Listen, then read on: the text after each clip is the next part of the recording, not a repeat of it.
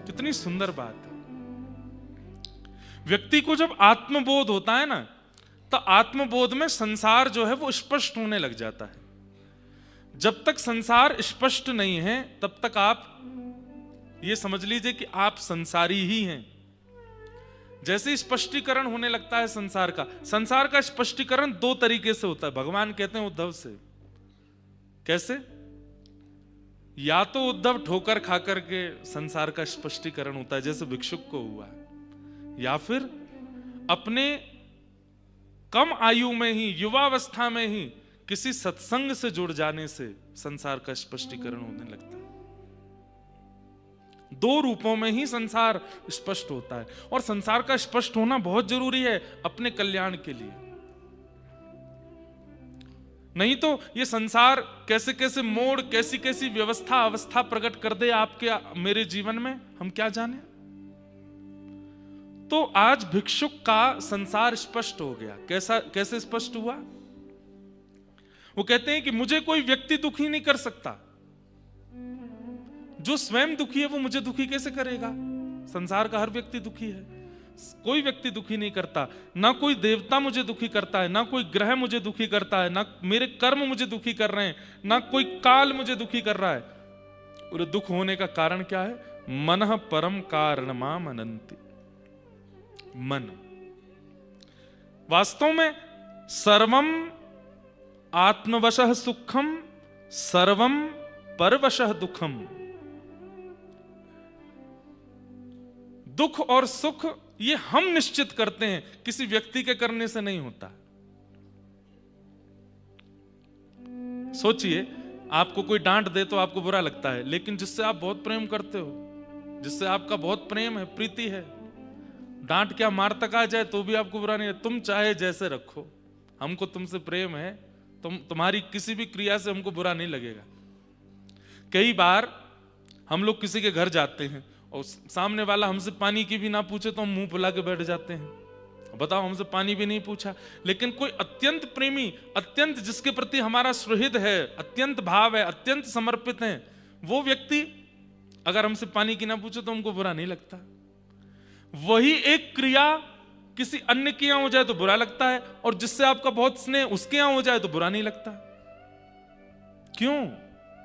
हमारे मन ने निश्चित कर लिया है, इसकी इस क्रिया से मुझे बुरा लगेगा, इसकी इस क्रिया से मुझे अच्छा लगेगा। वही बात यहां भिक्षुक कह रहे हैं कि सुख दुख है ही नहीं, मन ने विचार कर लिया वही सुख है, मन ने विचार कर लिया वही दुख है।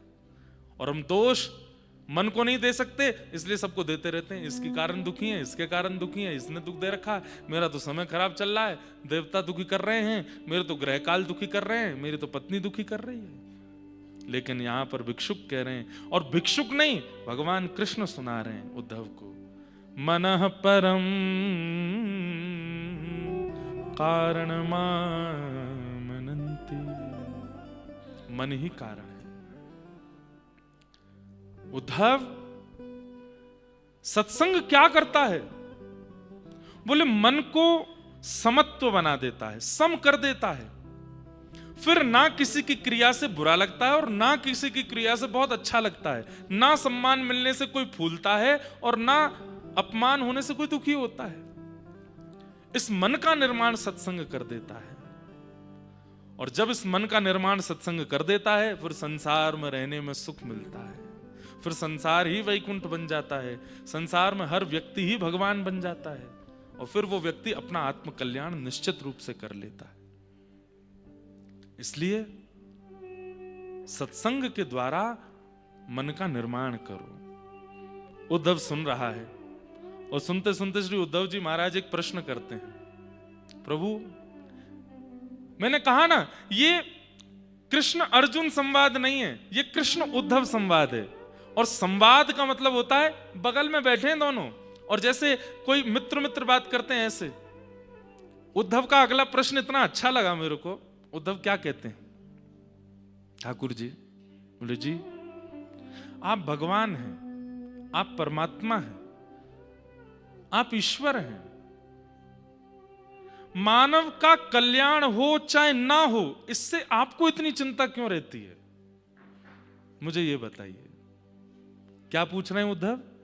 मानव अपना कल्याण करे, सदगति करे, चाहे अधोगति करे, आपको इतना फर्क क्यों पड़ता है? मैं इतनी देर से आपके पूरे प्रवचन को सुन रहा हूं और मैंने ये चीज आपकी आंखों में, आपकी बातों में, आपके शब्दों में देखी कि मानव कल्याण करे, इसके लिए आप बड़े चिंतित रहते हैं। क्यों? खरबों अरबों लोग हैं संसार में, और उसके बाद भी पशु भी हैं, पक्षी भी हैं, मछलियां भी हैं, सब हैं, सब आपसे ही प्रकट हुए, पर मानवों की इतनी चिंता आपको क्यों रहती है? और ये मानव जो कि इतना दुष्ट है, सारे गलत काम करता है, जिनके आप मना करते हो वो सब करता है, फिर भी आपको इसकी इतनी चिंता क्यों होती है? कितना अच्छा प्रश्न है ना। आपको मानव कल्याण से क्या मिलेगा? आप तो फिर भी परमात्मा हो, और मानव कल्याण नहीं होगा तो भी परमात्मा हो। आपको कुछ मिलना तो है नहीं, तो फिर आपको इतनी चिंता क्यों? होने दीजिए ना अधोगति इंसान की। ठाकुर जी बोले नहीं उद्धव। श्री भगवान वाच, भगवान कह रहे हैं क्या? कि मन लक्षणमिमं कायम लब्ध्वा मद्धर्म आस्थितः आनंदम परमात्मानम आत्मस्थम समुपैति मां। ठाकुर जी कह रहे हैं उद्धव,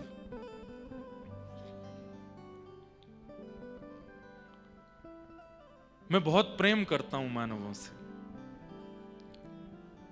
मैंने बनाई पूरी संसार है, पूरी सृष्टि बनी है, पर ये मानव, इससे मेरे को इतनी रुचि क्यों है पता है? क्योंकि मैंने इसको अपने जैसा बनाया है। मन लक्षणमिमं, मेरे जैसे लक्षण हैं इसके अंदर। कौन कौन से लक्षण हैं ठाकुर जी में? ठाकुर जी कह रहे हैं, जैसे आप लोगों ने शायद अनुभव किया हो, कई लोगों को शायद पता भी होगा, मैं लिख के भी लाया, जैसे भगवान शंख चक्र धारण करते हैं।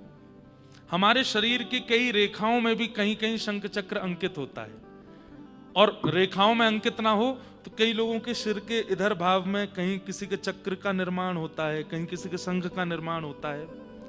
तो जिस प्रकार ठाकुर जी शंख चक्र युक्त हैं, मानव की भी शंख चक्र उसके अंग पर होते हैं। इससे ये बात प्रमाणित होती है, जैसे चित्रकार चित्र बना करके नीचे अपना नाम लिख देता है या अपनी कोई डिजाइन बना देता है कि ये मेरा है, ऐसे ही भगवान के लक्षणों से युक्त हैं हम। तो शारीरिक लक्षण शंख चक्र जैसे ठाकुर जी के, वैसे हमारे। दूसरे नेत्र हैं, नासिका है, मुख है, कान है। भगवान कहते हैं बना तो पूरी संसार है, पर मानवों के नेत्र कान आंख नाक क्यों है? जो प्रिय होता है उसको ही तो अपने जैसा बनाया जाता है। मैंने अपने जैसा बनाया। अब बात करो तुम स्वभाव की, तो मेरा स्वभाव कैसा है? शांताकारम, मैं शांत रहता हूं। मानव का भी स्वभाव शांत है। किसी भी व्यक्ति को हल्ला प्रिय नहीं होता, किसी भी मानव को बहुत शोर प्रिय नहीं होता। चाहे शोरों में रहने वाले मानव भी हों, वो भी लौट करके एक दिन शांति को प्राप्त करना चाहते हैं। एक बात बताएं, गीता में भगवान कहते हैं व्यक्ति सुख के लिए भाग रहा है, लेकिन ये गलत है। सुख उसका डेस्टिनेशन नहीं है, तो शांति है। सुख क्या है? बहुत बड़ा घर बन जाए सुख है, बहुत बड़ी गाड़ी मिल जाए सुख है, अपना हवाई जहाज हो जाए सुख है, अपना हेलीकॉप्टर हो जाए सुख है, सुंदर पत्नी हो जाए सुख है, सुंदर बच्चे हो जाए सुख है। लेकिन जिन लोगों के पास ये सारी चीजें, वो सुखी हैं ना? सुख डेस्टिनेशन है ही नहीं हमारी, सुख गंतव्य है ही नहीं हमारा। हमारा गंतव्य शांति है। और सुख की प्राप्ति कब होती है? जब बहुत चीजें जीवन में आ जाएं, तब सुख मिलता है। बहुत साधन इकट्ठे करने से सुख की प्राप्ति होती है, पर शांति त्याग से होती है। दोनों उल्टे हैं। हम चाहते कुछ शांति जैसा ही हैं, पर शांति नहीं चाह रहे हैं, हम सुख की कामना कर रहे हैं, इसीलिए तो बढ़ाते जा रहे हैं। जीवन में भार, इसका भी उसका भी, ये भी वो भी, ऐसा भी वैसा भी। भगवान कह रहे हैं शांति हमारा गंतव्य है। और शांति की प्राप्ति कैसे होती? बोले त्यागात शांति अनंतरम। त्याग से शांति मिलती है। तो भगवान कह रहे हैं मन लक्षणामिमं कायम लब्ध्वा मद्धर्म अस्थिता। वो मेरे लक्षणों से युक्त है उद्धव, उसका कल्याण जब नहीं होता, भगवान कहते हैं सबसे ज्यादा कष्ट मुझे होता है जब संसार के अरबों खरबों जीवों में भी एक व्यक्ति अपना कल्याण नहीं कर पाता, मुझे बहुत पीड़ा होती है। लेकिन जब मानव अपने कल्याण के मार्ग पर निकलता है, सिर पर उर्ध्वपुंड धारण करता है, मेरी कथाएं श्रवण करता है, मेरे धाम आता है, पवित्र नदियों में स्नान करता है, अपने विकार और अपने विचारों को शुद्ध करने का प्रयास करता है, उद्धव मुझे भोग प्रिय नहीं लगता, मुझे वस्त्र प्रिय नहीं लगता, मुझे मालाएं प्रिय नहीं लगती, मुझे आरती प्रिय नहीं लगती, लेकिन एक व्यक्ति जब सद्मार्ग पर चलता है, मेरा नृत्य करने का मन होता है, मैं बहुत प्रसन्न होता हूं। क्यों? मुझे लगता अब ये मेरे पास आएगा, अब ये मुझे प्राप्त कर लेगा। अरे वो मेरा साथी है। साथी कैसे? ध्यान से सुनिए बंधु, जिन माताओं को जाना हो वो पीछे ही बैठ जाया करो, बीच में उठते हैं तो फिर बीच वाले लोगों को दिक्कत होती है। अभी भी जिनको पहले निकलना हो ना, वो पीछे ही बैठ जाना, बीच में नहीं उठना, क्योंकि हम पूरी दशा देख लेते हैं, उद्धव कृष्ण बैठे हैं और बीच में एक माता जी सौल उड़ाती हुई निकलती हैं, तो फिर लगती है कि ऐसे सौल डाली ठाकुर जी के मुंह पे पड़ी। ठाकुर जी इतना सुंदर संवाद सुना रहे हैं, सुन के जाओ। संवाद क्या सुने, यहां पे साक्षात बैठे हैं उद्धव और कृष्ण, उनको देख लेंगे, उससे कुछ नहीं होगा। उद्धव कृष्ण को देखो बाद में, पहले उनकी बातें तो सुनो। इतना अच्छा विषय। ठाकुर जी कहते हैं उद्धव, जीवात्मा और परमात्मा, ध्यान से सुनिएगा, जीवात्मा और परमात्मा ये दोनों एक ही घोंसले के दो पक्षी हैं। एक ही घोंसले के दो पक्षी हैं। कौन? जीवात्मा और परमात्मा। क्या होता है एक दिन? बोले जीवात्मा रूपी जो पक्षी है अपने घोंसले से एक दिन नीचे देखता है, और नीचे जब सृष्टि को देखता है तब वो परमात्मा से कहता है, अरे सुनो सुनो सुनो मित्र, मैंने कुछ अच्छा देखा। बोले क्या देखा? देखो कितने अच्छे पहाड़ हैं, कितनी अच्छी नदियां हैं, कितने अच्छे शहर हैं, कितने अच्छे बगीचे हैं, कितने अच्छे मैदान हैं। और फिर वो प्रकृति को दिखाते दिखाते जब प्रकृति का नाश करने वाले मानव की ओर जाता है, देखो ना ये कितना अच्छा आदमी है, इसके संबंध पत्नी से कितना प्रेम करता है, बच्चों से कितना प्रीति करता है, बुआ फूफा, ये सारे संबंध देखने के बाद में वो जीवात्मा रूपी पक्षी जो है मचलने लगता है। परमात्मा रूपी पक्षी उसके सिर पे हाथ धरता है, बोले दूर से ही अच्छा लग रहा है, भीतर से अच्छा नहीं है ये सब। जीवात्मा कहता है नहीं नहीं नहीं, ये तो बहुत अच्छा है, सुनो मैं जाऊं। परमात्मा रूपी पक्षी कहता है नहीं, यहां जाओगे तो इन्हीं के जैसे हो जाओगे और फिर तुम मुझे भूल जाओगे, मुझसे दूर हो जाओगे। तब जीवात्मा कहता है तुमसे दूर कैसे चला जाऊंगा मैं, और तुम्हें कैसे भूल जाऊंगा, तुम तो मेरे साथी हो, मैं जाऊंगा थोड़ी देर घूम के फिर आ जाऊंगा। परमात्मा फिर कहते हैं नहीं वहां मत जाओ, ये संसार दूर से देखने में सुंदर है, पकड़ लेगा तुमको, लौट के नहीं आ पाओगे मेरे पास। मैं आ जाऊंगा, मुझे मार्ग पता है, और तुम मेरे अति प्रिय हो, तुम्हें मैं कभी नहीं भूल सकता। बार बार परमात्मा के मना करने पर भी उद्धव वो जीवात्मा जिद करता है। तो परमात्मा तो जानता है कि ये वापस लौट के नहीं आएगा, जाते जाते कह देता है बीच बीच में थोड़ा संदेशा भेजते रहना मेरे पास, मुझे तुम मत भूल जा। परमात्मा बोले मेरी चिंता मत कर, मैं तुझे नहीं भूलूंगा, अपनी चिंता कर। वो चला जाता है। जब वो जाता है और जैसे ही संसार में जन्म लेता है, माता पिता भाई बंधु बुआ फूफा पत्नी मित्र सखा बच्चे सबके बीच में ऐसा रम जाता है, फिर परमात्मा को उसकी याद आती है। बोले पूछूं तो सही कब आएगा? तब किसी आचार्य को, किसी कथावक्ता को, किसी संत को अपने संदेश वाहक बना करके ठाकुर जी भेजते हैं।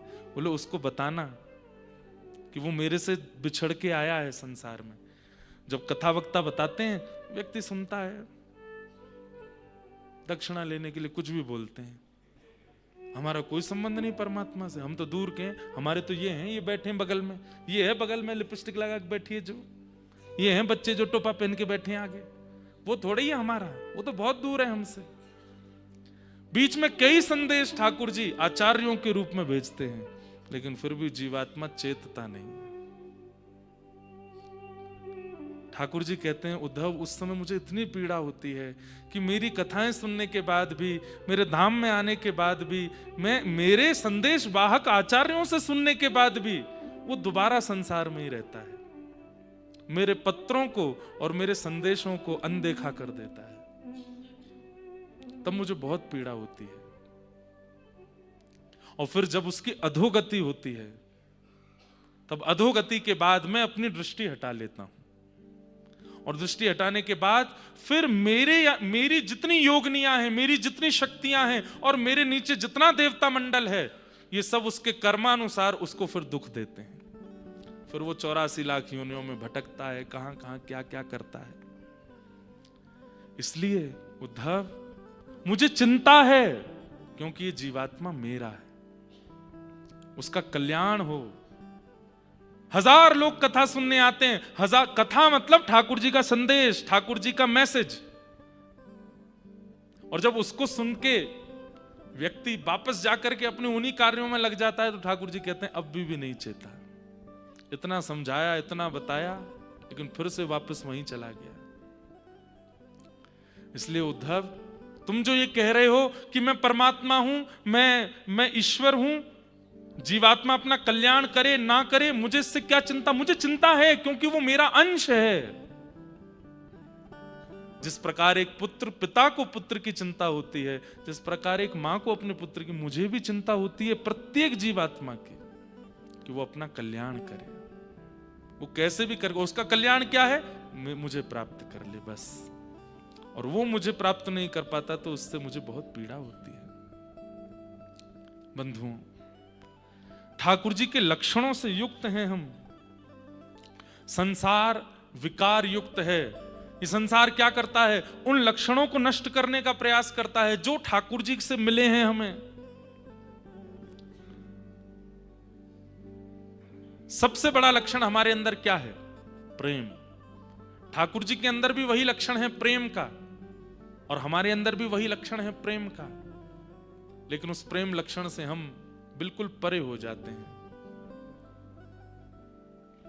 उद्धव कहता है, प्रभु तो फिर मानव कल्याण में सबसे बड़ी बाधा क्या है, ये बताइए। अब तो मैंने ये पूछ लिया कि आपको चिंता क्यों होती है कि मानव अपना कल्याण करे, आपको उससे सुख मिलता है क्योंकि वो आपका है, लेकिन मानव के कल्याण में सबसे बड़ी बाधा क्या है? मुझे पता है काम बाधा है, क्रोध बाधा है, दोष, ये सारे दोष बाधा बनते हैं, पर मैं आपसे पूछना चाहता हूं, इस संसार में मानव कल्याण में सबसे बड़ी बाधा क्या है, जिससे वो अपने कल्याण से वंचित हो जाता है? तब भगवान कहते हैं,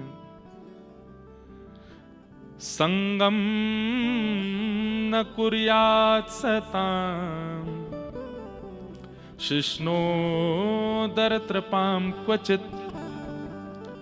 अगर व्यक्ति सत्संग नहीं करता है और कुसंग में पड़ जाता है, दूषित व्यक्ति को देख करके, दूषित विचारधारा रखने वाले व्यक्ति से प्रभावित होता है, और प्रभावित होकर के मन में विचार करता है काश मैं भी ऐसा बन जाऊं, ये सबसे बड़ा उसका दोष है, जिससे वो मेरी प्राप्ति से बहुत दूर चला जाता है। समझ में आई बात?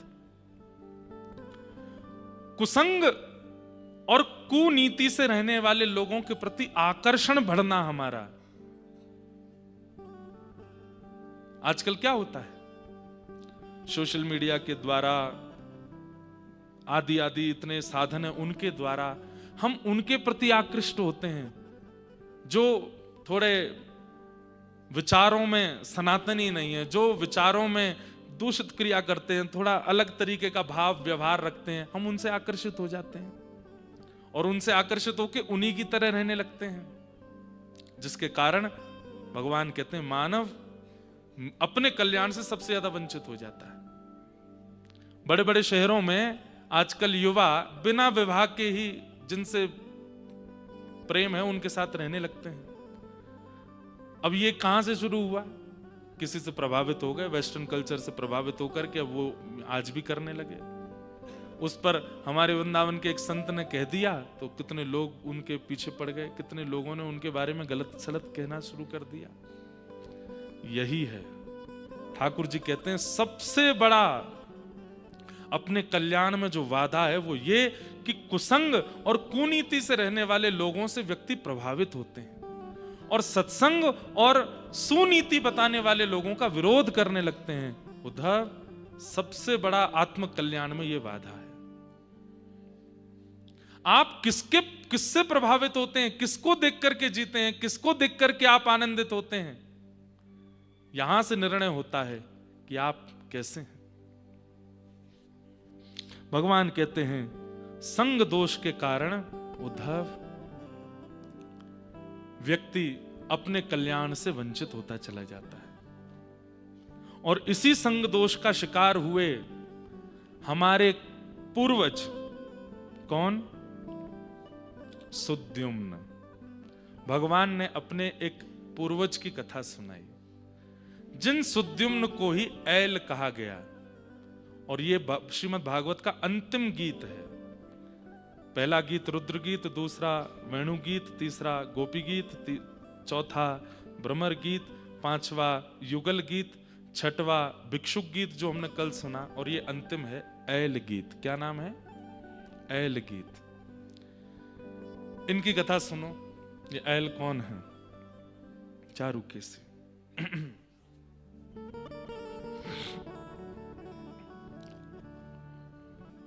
सूर्यवंश में एक राजा हुए, उनका नाम था सत्यव्रत। भगवान कृष्ण सुना रहे हैं उद्धव को संग से क्या प्रभाव पड़ता है हमारे जीवन पर। सुनो उद्धव, सूर्यवंश के एक राजा थे, उनका नाम था सत्यव्रत। ये सत्यव्रत राजा, इन्होंने मत्स्यावतार का दर्शन किया था, मत्स्य भगवान का दर्शन किया था। सत्यव्रत राजा की कोई संतान नहीं थी, तब इन्होंने वशिष्ठ ऋषि से कहा कि आप पुत्र कामेष्ठी यज्ञ कर दीजिए ताकि हमारे संतान हो। बहुत ध्यान से सुनिएगा, सब लोग इधर देख के सुनो, बहुत सुंदर कथा है। और चंद्रवंश का प्रारंभ, मतलब भगवान के वंश का, यदुवंश का प्रारंभ भी इसी कथा से ही होता है। तो भगवान कहते हैं उद्धव, सत्यव्रत राजा ने एक बार वशिष्ठ ऋषि से कहा कि हमारे यहां संतान हो, इसके लिए आप एक यज्ञ कीजिए। तब वशिष्ठ जी ने पुत्र कामेष्ठी यज्ञ किया। उस यज्ञ में सत्यव्रत राजा इतने ध्यानस्थ हो गए कि वशिष्ठ जी ने मध्य यज्ञ में पूछा, पुत्र की कामना है कि पुत्री की? तो राजा तो उत्तर दे नहीं पाए। बगल में बैठी रानी ने कहा, मुझे लाली चाहिए, मुझे पुत्री चाहिए।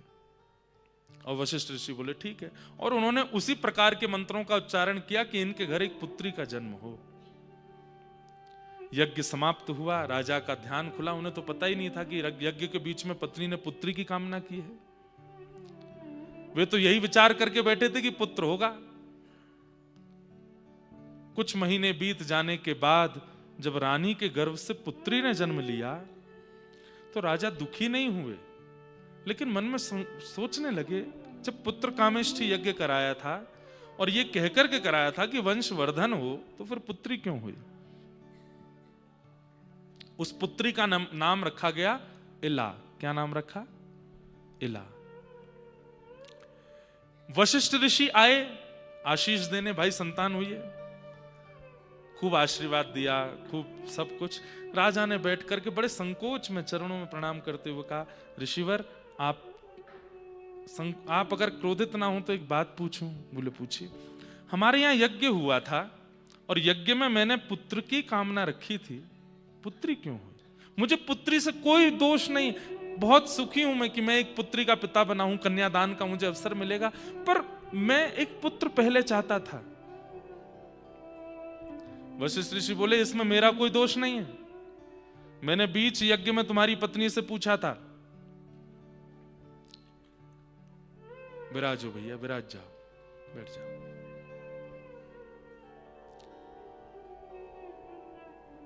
बैठ जाओ। क्या बता रहा था मैं? कहां था? जल्दी बताओ। हैं? हाँ, बैठ जाओ, बैठ जाओ। कथा में बीच में ऐसे वो नहीं करते, बैठ जाओ। तो वशिष्ठ ऋषि बोले, एक तो सूर्यवंश चंद्रवंश की कथा में इतने नाम हैं, वैसे ही भूल जाते हैं कहां चल रही थी। तो वशिष्ठ ऋषि बोले, मेरा कोई दोष नहीं है। तुम्हारी पत्नी से मैंने पूछा था, तुम ध्यान में बैठे थे कि पुत्र की कामना है कि पुत्री की? उन्होंने कहा था पुत्री की। नहीं नहीं महाराज, मेरा ऐसा कोई विचार नहीं। नहीं, तुम हमारे यज्ञ पर और हम पर तुम प्रश्न चिन्ह उठा रहे हो। राजा बोले, नहीं मेरी ऐसी कोई भावना नहीं। नहीं नहीं, तुम तो ये कह रहे हो। अब सुनो, मंत्र विज्ञान क्या होता है और एक ऋषि की शक्ति क्या, मैं दिखाता हूं। लाओ अपनी पुत्री को। पुत्री लेकर के आए। बोले, एक क्षण के लिए सब लोग आंख बंद करो। सबने आंख बंद की। वशिष्ठ ऋषि ने मंत्र का उच्चारण किया। बोले, आंख खोल करके देखो। और जैसे ही देखा तो वो पुत्री पुत्र बन गया। मंत्र शक्ति से उसको पुत्र बना दिया और उसका अब नाम सुद्युम्न रखा गया। वशिष्ठ ऋषि बोले, अब तो पुत्र हो गया, आप चिंता नहीं करना। सत्यव्रत रोने लगे। बोले, मुझे क्षमा कर दीजिए, मुझे ऐसी याचना नहीं करनी। बोले, नहीं, अब तुम रहो, प्रसन्न रहो। लेकिन भैया, प्रकृति के साथ में चाहे मंत्रों से ही चाहिए, चाहे तंत्रों से ही चाहिए, खिलवाड़ नहीं करना चाहिए। प्रकृति जो दे दे उसको वैसे स्वीकार करो, क्योंकि आपको क्या पता है कि आपके कौन से कर्म का फल आपको मिल रहा है। मैं ये बात लोगों से कहा करता हूं कि भाई, जीवन में कष्ट आवे, सिंपल भगवान का नाम उच्चारण करो, भगवान से प्रार्थना करो, हे नाथ, आपको जो उचित लगता हो हमारे जीवन के लिए वो करिए। बहुत ज्यादा हाथ पांव मत मारा कीजिए। कभी वहां चले गए, वहां झाड़ फूंक करवाया है, फिर इन पे ये करवा दिया, वहां जाकर के ये करा दिया, उधर नारियल बांध दिया है, इधर से ये भी कर दिया, वहां पे और भी कुछ करा दिया। ऐसी जगहों को ढूंढते रहना जहां से अपने जीवन में आने वाले कष्टों से निवृत्त हो जाते हो, नहीं करना चाहिए। उससे क्या होता है पता है? जो वेग आया था, पानी में वेग आया और वेग के साथ में कुछ मिट्टी आई, अब आपने उसको रोक दिया, तो क्या होता है? जैसे ही रोका तो पीछे का जो वेग आ रहा है पानी का, वो भी मटमैला होता चला जाएगा। थोड़ी देर के लिए मिट्टी रुक तो गई, परंतु जब वेग का बांध खुलेगा तब क्या होगा? तबाही मचाएगा। आज मेरे जीवन में कोई कष्ट आना है, मान लो मुझे यहां से उतरते हुए गिरना है, मान लो, गिरूंगा तो नहीं, मान लो गिरना है, और मैंने ऐसी योजना बनाई, नहीं नहीं लिफ्ट लगाओ, ऐसे स्लाइडिंग लगाओ कि फिसल के जाऊं। अब मेरा गिरना रह गया। अब वो गिरना क्या होगा कि वो जो बचा है ना, जो अभी बस तनिक होना था, अब वो रुक के अगली बार जब आएगा तो और विशाल बन के आएगा, और आगे जब वो आएगा तब आप उसको सह नहीं पाओगे। इसलिए प्रकृति जो दे, चाहे वो कष्ट ही क्यों ना हो, उसको उस समय स्वीकार करना चाहिए। ज्यादा हाथ पैर नहीं बांधने चाहिए, ठाकुर जी से सीधी सरल प्रार्थना करनी चाहिए और अपने कर्मों के प्रति, कर्तव्यों के प्रति निष्ठा रख के करते रहना चाहिए। कुछ ना कुछ बस वो कर्म करके उससे निवृत्त होइए। इस प्रकार के मेरे से बोलना नहीं आ रहा है, इस प्रकार की क्रियाएं करके मत निकलने का प्रयास कीजिए, क्योंकि उतनी देर के लिए तो वो कष्ट रुक जाएगा, लेकिन जब वो दोबारा आएगा, आएगा जरूर, और जब वो दोबारा आएगा तब सह नहीं पाओगे। वही हुआ।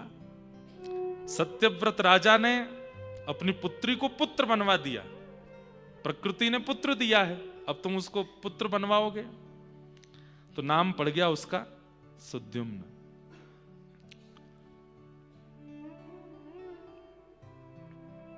धीरे धीरे बालक बड़ा हुआ, घुड़सवारी करता था। अपने मित्रों के साथ एक दिन कैलाश पर्वत की ओर गया, और कैलाश पर्वत में भी उस खंड में प्रवेश कर गया जहां पर मानवों का प्रवेश करना वर्जित है। आज भी शंकर जी की परिक्रमा पूरी नहीं लगाई जाती, आधी ही लगाते हैं, क्योंकि मध्य में इलावृत क्षेत्र आता है। ऐसा कहते हैं कि प्रत्येक शिवलिंग जो है वो कैलाश ही है। ठाकुर जी का पूर्ण लोक विराजमान है शिवलिंग के रूप में, और पार्वती जी ने एक खंड को निषेध करवा रखा है महादेव से कि इस क्षेत्र में कोई भी नहीं आएगा, वहां केवल पार्वती जी और शंकर जी विहार करते हैं। प्रसिद्ध कथा है कि एक बार सनत कुमार वहां पहुंच गए, पार्वती जी महादेव दोनों बैठे थे, तो पार्वती जी, अब सनत कुमारों को देखते ही शंकर जी तुरंत पार्वती से रुको, उनका स्वागत करने गए। तो पार्वती जी बोली, ऐसा कोई क्षेत्र है जहां पे केवल आप और मैं हूं? कभी नारद जी आ जाते हैं, कभी वरुण जी आ जाते हैं, कभी चंद्रमा आ जाता है, कभी सूर्य आ जाते हैं। महादेव बोले, अब हम देव तो है नहीं, हम तो महादेव हैं, अब सब आएंगे ही हमसे मिलने। तो आप किसी भवन में रहते नहीं, खुले आकाश में आप रहते हैं, गृहस्थ आश्रम भी है आपका, मैं हूं। थोड़ा तो विचार किया कीजिए कि ऐसा कोई स्थान हो कि जहां केवल आप अपने गृहस्थ आश्रम में हो और कोई ना आवे।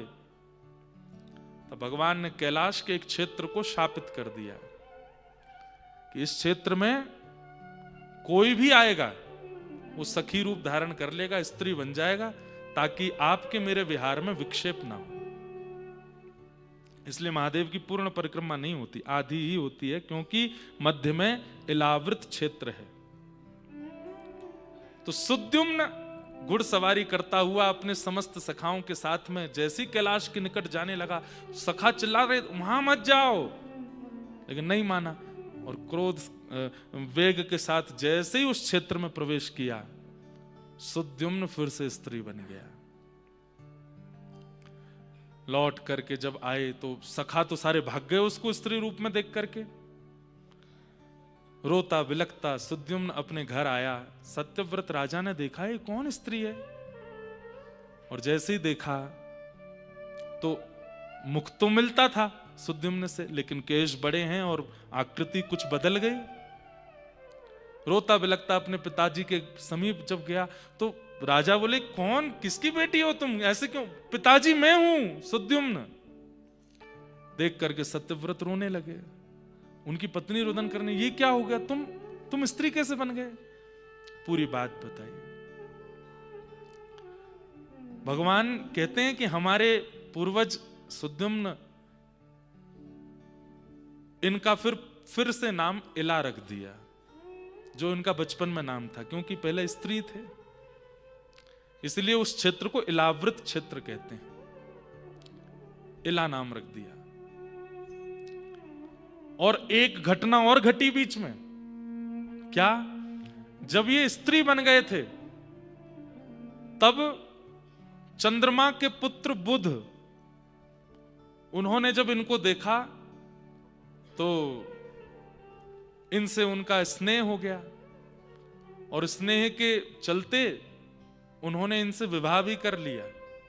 और फिर इला के गर्भ से जो बालक उत्पन्न हुए वो चंद्रवंश कहलाया गया, वहीं से चंद्रवंश प्रारंभ हुआ। तो वो आगे की घटना है। तो हुआ क्या कि अभी आए तो स्त्री बन गए, तो फिर वशिष्ठ ऋषि को फिर बुलाया गया। वशिष्ठ ऋषि ने आकर के कहा, बोले देखो, प्रकृति जो कर दे उस पर हस्तक्षेप नहीं करना चाहिए था। प्रकृति ने इसको स्त्री बना करके भेजा था, तुमने पुरुष करवाया, अब ये फिर से स्त्री बन गया है। बोले महाराज अब तो कुछ करो, मैं संसार को क्या मुंह दिखाऊंगा, सब जानते हैं कि मेरा पुत्र है और वो पुत्र पुत्री बन गया, अब उसके लिए मैं क्या करूंगा। तब वशिष्ठ ऋषि बोले, देखो अगर मैं इसको फिर से मंत्र शक्ति से पुत्र बना दूंगा तो फिर शंकर जी के द्वारा प्रभावित क्षेत्र के नियम ना लागू होने का अपराध लगेगा। इसलिए मैं एक काम करता हूं, ये 6 महीने तो स्त्री रूप में रहेगा, 1 महीना स्त्री रूप में रहेगा, 1 महीना पुरुष रूप में रहेगा। तो 1 महीना वही सुद्युम्न बन जाते हैं और 1 महीना वही इला बन जाते हैं। लेकिन इस बीच में उनको कितना कष्ट होता था ये कौन जाने। अब बेचारे सुद्युम्न अपने सखाओं के साथ खेल रहे हैं और आज ही 1 महीना पूर्ण हुआ और आज ही वो स्त्री बन गए। अब सखा उनके सब भाग जाते, फिर वो रोते बिलखते घर आते, फिर सखियों के साथ में कहीं जाते तो वहां जाके कभी वो पुरुष बन जाते। ऐसी स्थिति उनके साथ में चलने लगी। इससे बड़े दुखी हो गए वे। और तब जब वो सुद्युम्न रूप में थे तब उनको एक संतान की प्राप्ति हुई, जिनको आगे ऐल कहा गया, क्योंकि इला से जो पुत्र जन्मे थे वही चंद्रवंश के प्रथम थे, इसलिए उनका नाम ऐल पड़ा। तो यहां सुद्युम्न जो थे ये तो विरक्त हो गए, विरक्त होकर के बस अब स्त्री पुरुष बार बार बनने पर इनको बहुत कष्ट होने लगा और ये निकल पड़े। लेकिन इनके ही इला रूप में जब बुध के द्वारा इनके पुत्र हुए, उनको ऐल कहा गया। भगवान कहते हैं वो हमारे वंशज थे। बोले ऐल इतने सुंदर थे, इतने सुंदर थे, चंद्रवंश के प्रथम राजा। और राजा कैसे थे? बोले जहां तक सूर्य की किरण जाती थी वहां तक उनका प्रभाव होता था। उन ऐल के गुण को नारद जी ने जाकर के सुनाया। कहां? स्वर्ग में। बोले भाई आंखें इतनी सुंदर हैं, नासिका इतनी सुंदर है, होठ इतने सुंदर हैं, केश इतने सुंदर हैं, सब कुछ इतना सुंदर है। उनकी सुंदरता का वखान सुनते सुनते स्वर्ग की एक अप्सरा जिसका नाम है उर्वशी, जिसका प्रादुर्भाव स्थान भी बद्रीनाथ है, भगवान की जंघा से उरु से प्रकट हुई है, इसलिए उसका नाम उर्वशी है। कहते हैं इतनी सुंदर है। उर्वशी की उपासना बताते हैं भागवत में, अगर कोई करे तो उसको सुंदरता प्राप्त हो जाती है, या सुंदर जीवन साथी मिल जाता है, या सुंदर बालक मिलते हैं। उर्वशी की उपासना, ये नारायण पर्वत के बगल में चरण पादुका है, उसके बगल वाला जो पर्वत है वो उर्वशी पर्वत है।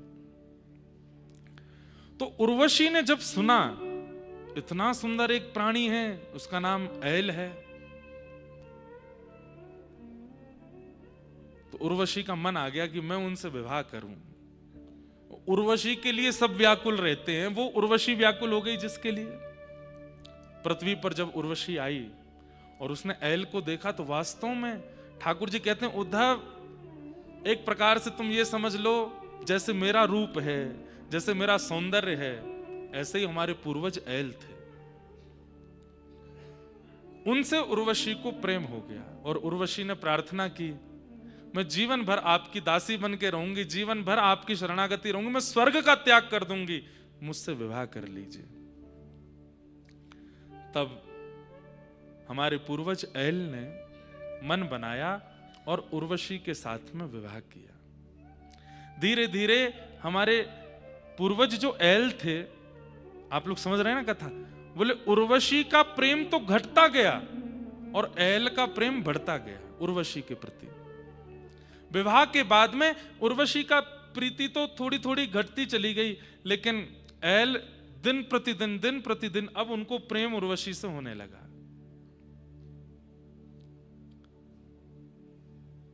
उर्वशी एक अप्सरा है उद्धव, उनको कोई एक व्यक्ति प्रिय नहीं होता। वो जब एक उनको प्रिय लगता है, उससे अधिक और कोई श्रेष्ठ आ जाए तो वो उसके प्रति आकृष्ट हो जाते हैं। ऐसा स्वभाव है उनका तो। और उनसे अब प्रीति करने लगे हैं हमारे पूर्वज ऐल।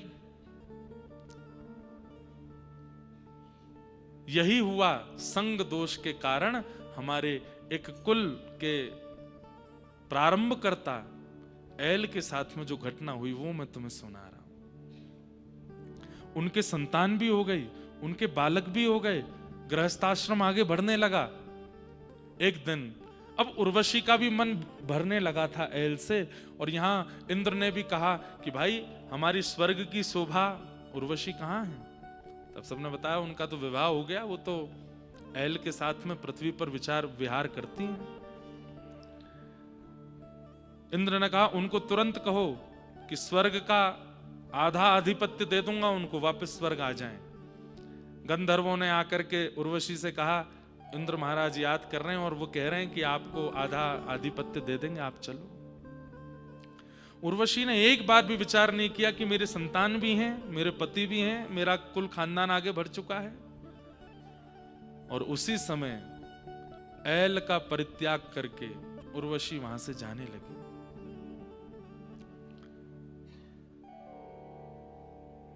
ऐल को जब ये बात पता चली कि अब ये मेरा त्याग करके जा रही हैं, तब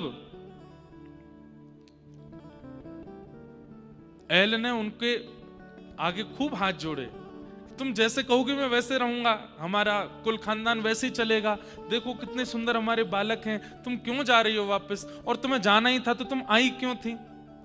मैंने तो नहीं कहा था कि मुझसे विवाह करो, तुमने आकर के प्रस्ताव दिया, और आज जब सब कुछ बढ़िया चल रहा है तो तुम जा रही हो।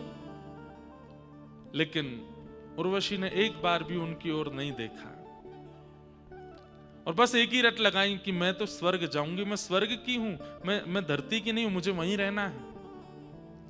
कहते हैं प्रार्थना करते करते रुदन करने लगे, और रुदन करते करते अंतिम स्थिति में आकर के जब चरण पकड़ लिए कि मत जाओ मुझे छोड़ करके, तब कहते हैं उर्वशी ने अपना पैर हटा लिया झटका देके, और एल महाराज को छोड़ करके वो चली गई।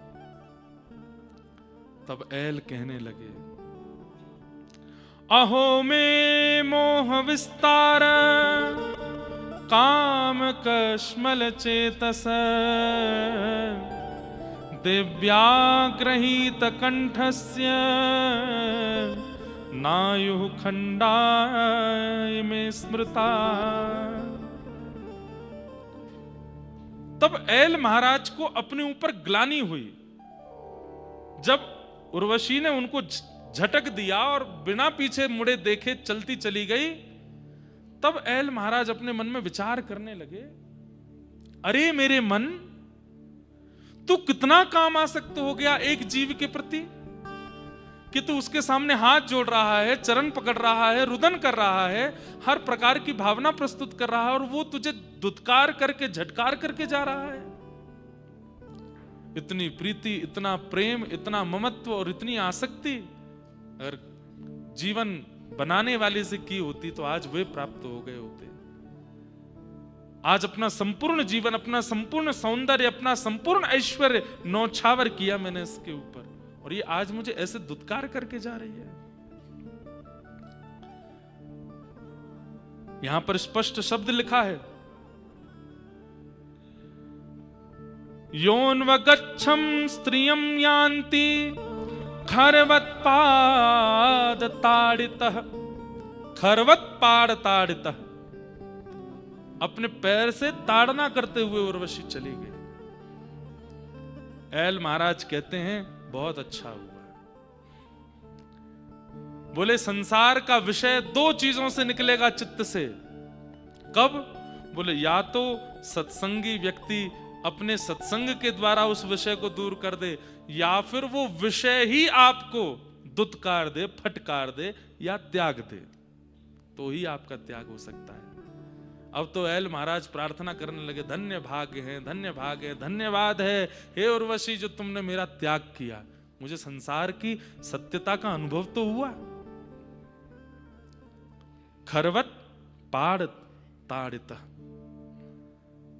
गोस्वामी तुलसीदास जी महाराज भी ऐसे ही तुलसीदास बने। वहां पर इतना दुत्कारा तो नहीं गया, कथा तो सबको पता ही है कि गोस्वामी जी पीछे पीछे पहुंच गए थे, अपनी ससुराल में जाकर के पत्नी से ही कहने लगे तुम क्यों छोड़ के चली आई। उसने कह दिया इतना प्रेम राम से किया होता तो राम जी मिल गए होते। अस्थि चर्ममये देह यादृशी प्रीति वर्तते, तदृशी यदि रामस्या भव भीम तमाम तरे। अस्थि, चर्म, त्वचा, मांस से बने हुए शरीर से तुमने इतना प्रेम किया। रत्नावती कहती है इतनी प्रीति यदि आनंद कंद राम से की होती तो आज मिल गए होते आपको। खरवत पाड़ ताड़िता, मतलब एक प्रकार से उन्होंने भी ताड़ा, और उसी दिन गोस्वामी तुलसीदास जी प्रकट हो गए, पूरे विश्व को मार्ग दिखाने वाले। गोस्वामी जी का प्रादुर्भाव वो भी यहीं से हुआ। कालिदास नाम सुना है सबने, कविराज कालिदास। एक विद्वत्तमा नाम की एक विद्वान स्त्री थी, उसने पूरे भारत को चुनौती दी थी, अगर शास्त्रार्थ में कोई मुझे हरा देगा जो हराएगा मैं उससे ब्याह करूंगी। और इतनी सुंदर थी वो कि उसको देखने के लिए लोग खड़े हो जाते थे मार्ग पर। लेकिन विद्वान इतनी थी कि कोई भी उसके पास जाता, धन दौलत आदि सब समर्पित करता, वो कहती ये सब नहीं, शास्त्रार्थ करो, अगर तुम हारे तो तुम बाहर चले जाना, अगर जीते तो मैं सदा के लिए तुम्हारी दासी, तुम्हारी पत्नी बन जाऊंगी, ब्याह कर लूंगी। लेकिन विद्वत्तमा इतनी विद्वान थी, उसने सबको हरा दिया। कश्मीर से लेकर कन्याकुमारी तक कोई विद्वान ऐसे बचे नहीं जिनको उसने हराया नहीं। विद्वानों को उससे हल्की चिढ़ होने लगी और सब जगह हरा करके और हंसती हुई व्यंग में कहती हुई जाती। अच्छा, उसका एक नियम और था कि वो जिस नगर में जाके जिन विद्वानों को हराती, वहां के विद्वानों को कह देती अब मैं अगली बार जब आऊंगी तो तुम सब मेरे सामने हाथ जोड़ करके खड़े रहोगे, मेरे चरणों की वंदना करोगे, पूजा करोगे। ऐसा ऐसा उसने नियम बना रखा था। बड़े बड़े विद्वानों को हरा दिया। विद्वानों ने सोचा अगर इसका ब्याह किसी महामूर्ख से हो जाए तो ही हमको शांति मिलेगी। अब तो इसका ब्याह किसी महामूर्ख से होना चाहिए। ढूंढो, मूर्ख नहीं, महामूर्ख, बिल्कुल बुद्धि से ऐसा हो कि बस कैसे भी कर। बोले ब्याह होगा कैसे? बोले वो होगा कैसे भगवान जाने, हम तो रोज आराधना करेंगे, इसका ब्याह ऐसे से ही हो। इतने ब्राह्मणों का हृदय दुखाया इसने। ब्राह्मण निकल पड़े ढूंढने के लिए कि कहां मिलेगा हमको ऐसा बेगला आदमी। तभी उन्होंने देखा कि एक पेड़ पर एक आदमी डाल काट रहा है और जिस डाल पर बैठा उसी को काट रहा है। बोले मिल गया, यही है विद्वत्तमा का पति। अगर विद्वत्तमा का इससे ब्याह नहीं हुआ तो हम लोगों का जीवन निरर्थक हो जाएगा। हमें जन्म लेके भगवान की प्राप्ति नहीं करनी, बस एक ही काम करना है, इसका ब्याह विद्वत्तमा से हो। उस आदमी को पकड़ करके ले गए और विद्वत्तमा को पत्र लिख करके भेजा कि एक बहुत बड़ा विद्वान मिला है, तुम तो बोलने वाले विद्वानों को हराती हो। इस विद्वान का नियम है, इसके इशारों को पहले समझ करके अगर तुमने हरा दिया तो ये बात करेगा, नहीं तो इशारों में ही बात करता है, बोलेगा नहीं। बहुत बड़ा विद्वान है, पहले इशारे करेगा, उस इशारे में अगर तुम जीत गई तो तुमसे बात करेगा। विद्वत्तमा बोली अच्छा इतना बड़ा विद्वान है? बोला हाँ। विद्वत्तमा आ गई, बड़ा पंडाल बनाया गया, एक मंच पे विद्वत्तमा बैठी, एक मंच पे उस व्यक्ति को खड़ा कर दिया। तो बोले प्रारंभ किया जाए शास्त्रार्थ। मौन शास्त्रार्थ, बोलना नहीं है, केवल इशारों से शास्त्रार्थ होगा। तो विद्वत्तमा ने पहला इशारा किया, सामने से जैसे उसने एक किया तो वो जो बैठा था मूर्ख, उसको सब ब्राह्मणों ने कहा, वो कह रही देख तेरे को उंगली दिखा रही है। बोले उंगली दिखा रही है? तुझको उंगली दिखा रही है? तो वो खड़ा हो गया, उसने अपनी 2 उंगली नहीं, बोले 1 नहीं 2 तेरी आंख में डाल दूंगा। तो विद्वत्तमा बोली क्या अर्थ था इसका? तो एक ब्राह्मण बोले तुमने क्या कहा था? बोले मैंने कहा एको ब्रह्म द्वितीयो नास्ति। तो तुम्हारे ये क्या बोल रहे हैं? बोले हमारे ये बोल रहे हैं कि बोले एको हम बहुश्याम, भगवान का भी जब मन नहीं लगता तो वो बहुत होने का प्रयास करते हैं। बोले 1 नहीं 2, बोले एक परमात्मा दूसरे जीवात्मा, दो से सृष्टि चलती है। सब ताली बजाने लगे, वाह वाह वाह वाह वाह, जीत गया। अगला करो। विद्वत्तमा ने किया तो मूर्ख बोला क्या बोल रही है? बोले यूं करिए तमाचा मारूंगी। तो उस मूर्ख ने मुट्ठी बनाई, बोले तू तमाचा मारेगी, मैं घूसा मारूंगा।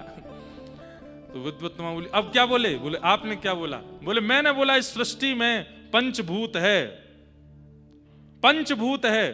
तुम कहते हो कि एको हम बहुश्याम, एक नहीं, भगवान है और जीवात्मा है, 2 हैं, पर जीवात्मा तो पंचभूत से बना है। बोले ये क्या कह रहे हैं? बोले ये कह रहे हैं 5 भूतों को जब एक करके एकाग्र कर दोगे तभी तो परमात्मा की प्राप्ति होगी। सब फिर से ताली बजाने लगे। विद्वत्तमा को लगा कि मेरे 2 प्रश्नों को ही इन्होंने इतने बढ़िया उत्तर दे दिए, वो ना हो ये विद्वान है। वाक वाणी से जो होगा वो तो मैं बाद में करती रहूंगी, विवाह कर लेती हूं। और विद्वत्तमा राजी हो गई और उस व्यक्ति के साथ उन्होंने विवाह कर लिया। विवाह करने के बाद एक दिन दोनों छत पर जा रहे थे, तो विद्वत्तमा चढ़ रही थी ऊपर, उसका वस्त्र बहुत भारी था, तो धीमे धीमे चढ़ रही थी। तो कहना तो था सर्प सर्प सर्प, जल्दी चलो, पर अब ये तो मूर्ख ही थे, तो वो सप सप सप सप बोले, हैं सप, ये क्या बोले? तब विद्वत्तमा ने 2-3 बातें उनसे करी, तो वो तो पता चला कि अरे ये तो विद्वानों ने मेरे साथ छल कर दिया, ये तो कुछ नहीं जानते, इनके साथ मेरा विवाह।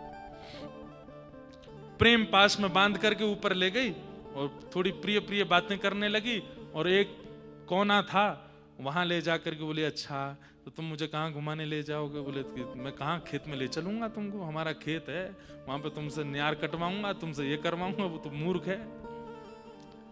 अच्छा, बात करते करते किनारे छत पर ले गए और वहां से धक्का दे दिया। जैसे ही नीचे गिरे तो नीचे काली का मंदिर था। आकर के गिरे तो जीव का अग्रभाग थोड़ा सा दांत के आगे आया और वो कट गया, मुख से रक्त निकलने लगा। एक जीव को अपने सामने ऐसे पड़ा देख और रक्त रंजित देख मां काली स्वयं को रोक नहीं पाई। सहसोच्चाट देवी भद्रकाली प्रकट हो गई और प्रकट होकर के बोली, वरदान मांगो, क्या चाहिए? तो कहना तो चाहते थे कि विद्वत्तमा ने मुझको घेरा, विद्वत्तमा, लेकिन जीव कटी होने के कारण विद्वत्तमा स्पष्ट ना निकल करके विद्या दे मां प्रकट हुआ। काली ने हस्त फेर दिया और पूरे विश्व को कालिदास प्राप्त हो गए। वही कालिदास बने। कालिदास कैसे बने? खरवत पाद ताड़िता, जैसे ऐल बने।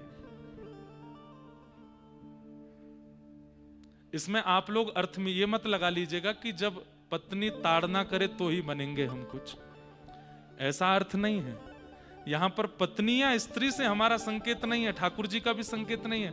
ठाकुर जी संकेत कर रहे हैं विषय का।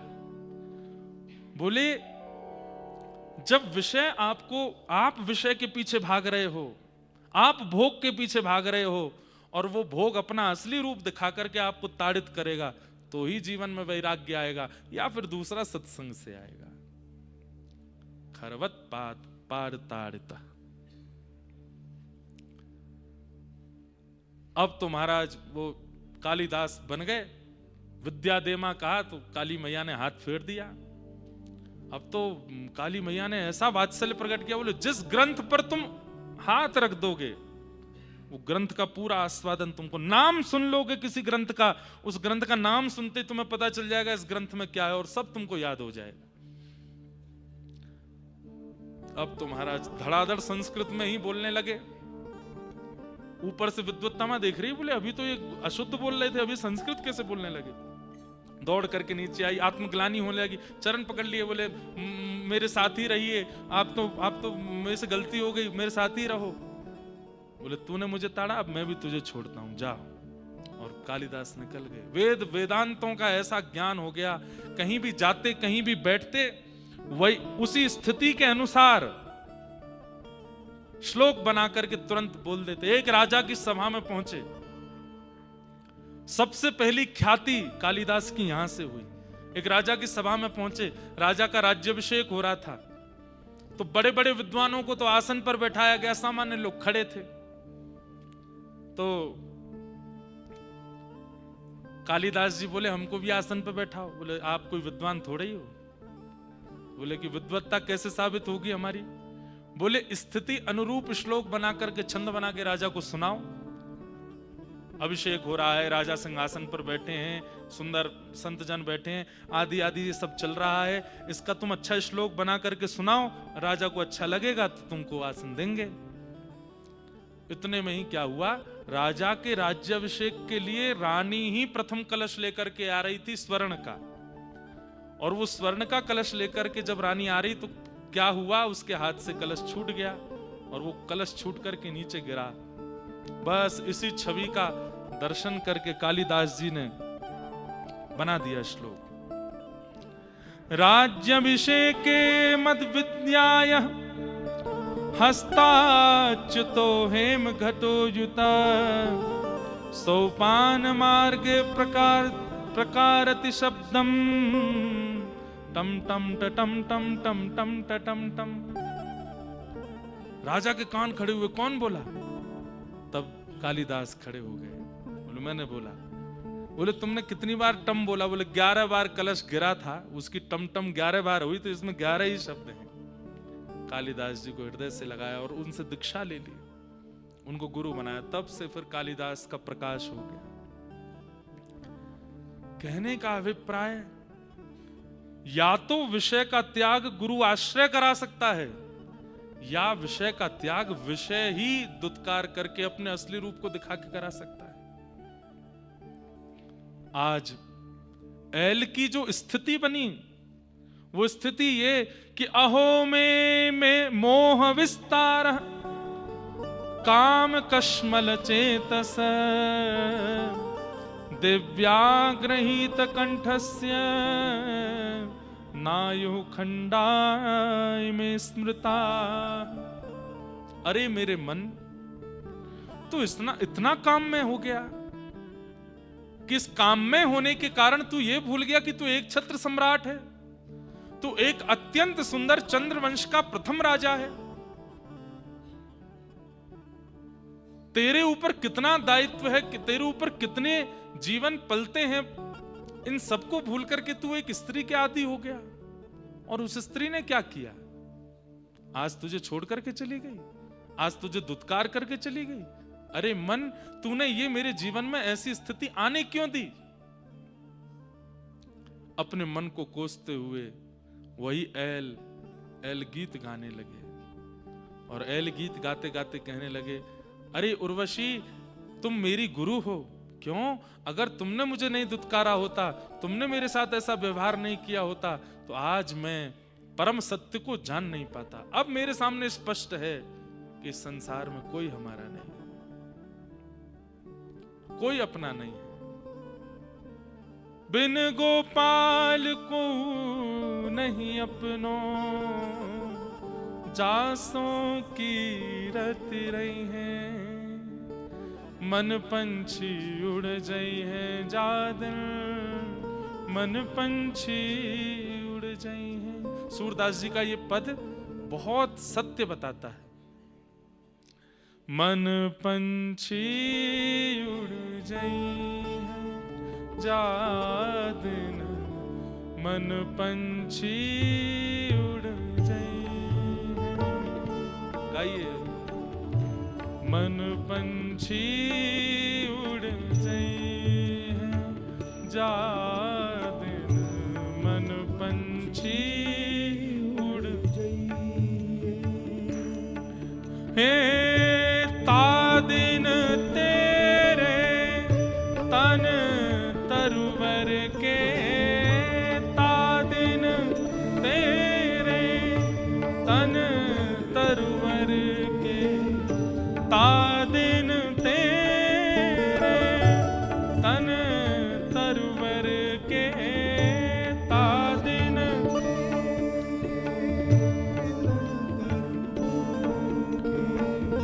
सबही पात झड़ जाई है, सबही पात झड़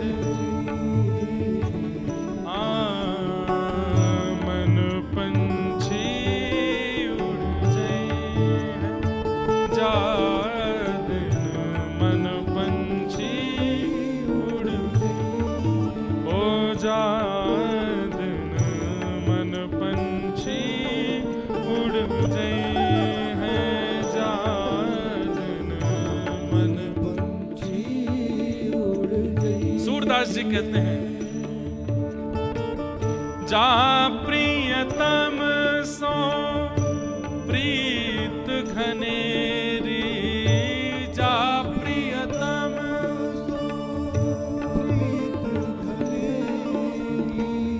जा प्रियतम सो प्रीत घनेरी, जा